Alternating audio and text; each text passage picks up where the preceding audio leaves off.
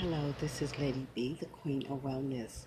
I come before you with a word of encouragement, a new session, and I'm looking forward to giving you the best message. There is a goodness that will come out of this message for you to grasp on to your everyday life, everyday situation. Before we get started, we are going to do as we always do. We know what we do. We're going to lift up our hands and rise, breathing in, holding it in, letting our arms down, hands, breathe out. We're going to lift up our hands again, breathing in slowly, hold it for a minute, and breathe out. Once again, breathe in, bringing our arms up.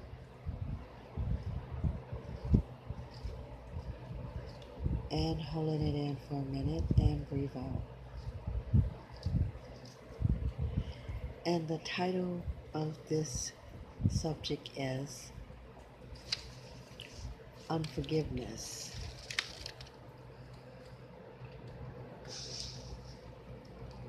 When you ask for forgiveness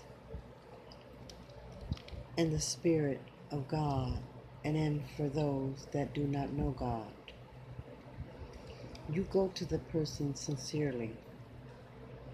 You tell them what has happened and the situation upon the act that you had done to them. You even told them why you did what you did out of desperation, a situation you were in, almost a life-threatening situation. You were willing to pay them back every dime that they gave of themselves to you. You even went sincerely with your heart to give them every detail of what had happened, of the matter, and why it happened. They acted like they understood, along with saying they forgave you, and they didn't want the finances back that you had offered to them. They said they didn't hold any malice towards the situation, that what they did it out of kindness, of care and concern. And because their words was forgiving, that the party thought that was sincere, they left them after they said that they forgave them in kindness. They even had conversations together. They even laughed and had gatherings together as well. All of a sudden, the person disappeared without a word. And they even called them and also asked them once again, could they make arrangements to pay them every dime, because they felt guilty upon the act of them helping them. They didn't want to feel any type of malice still upon the matter. Still to this day, they heard nothing from the party. The person even walked away as if they are punishing them in silence of words without saying anything. The treatment, and then they close themselves totally off.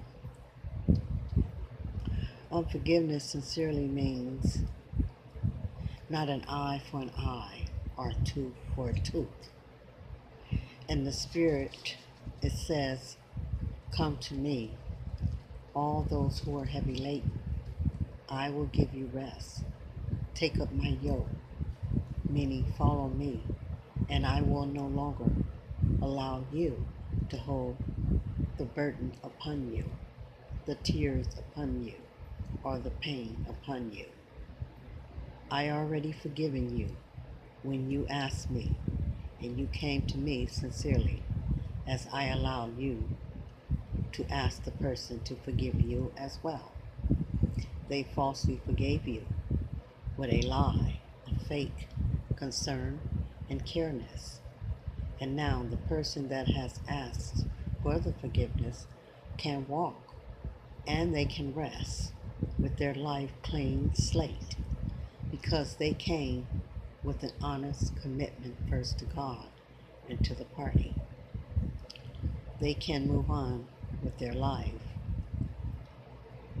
and sweep off that burden of guilt because God forgave them to go freely on their way. This affirmation, whatever is right, whatever is pure, whatever is lovely, whatever is admirable, and if anything is excellent or praiseworthy, think about such things. Philippians 4:8 verse, and Psalms 30 verse 5. For his anger is but for a moment, his favor it is for a life. Weeping may endure for a night, but joy comes in the morning. So I just want you to know, whoever is out there that is dealing with an unforgiving person, that you have came to them with sincerity in your heart of whatever that you and them had gone through, and you came to them with a sincere heart to say that you are sorry, or you apologize to them, and they had falsely agreed to the arrangement of forgiveness. And then in other aspects, it may have been where they didn't forgive you. Someone would not have that caring and kind heart to forgive. They may even be angry and say words and act that they may do upon you because out of hurt and pain and what the situation was, they wasn't matured enough, or their heart wasn't big enough to forgive you in the matter that happened between you and them. But when a person is coming sincerely with a desperation of a life that is they're going through, and they have done an act in their life that they never experienced, but they end up going into that matter, walking in because they felt like it was the right thing to do at that moment of time of desperation. And when those come to help, and they know in the back of their minds that what they're doing is either it's not right, or they feel like they had to do this in order to survive. And then someone comes to help them, and they felt terrifically bad because they getting this helping hand. And what they did was they wanted to reverse the matter and have a clean slate in order to move forward into their life, because they knew that it was an act of what they had to do to survive. So when you're coming honest, whether you believe in prayer, whether you believe in the universe, whether you believe in God, through the wellness, through the manifestation, through the radar, and through a new light of giving you a new turn into your thinking thought, into your pattern of life, we can reverse the situation and what we deal with in our lives. Even the most bad thing that comes before us, or the most terrifying thing that can come to us in desperation, is always a way that we can clean the slate.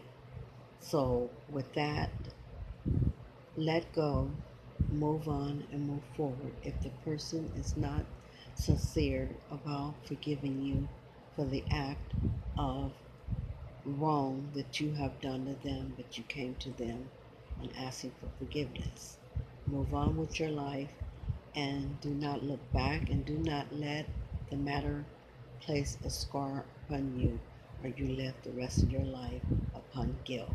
If God can forgive you, let go and let God, and forgive yourself. This is Lady B, the Queen of Wellness. I am going to leave you for now, but never forever. I love you, and do not forget to subscribe to my page. Give me a thumbs up or give me a view. Okay, much love.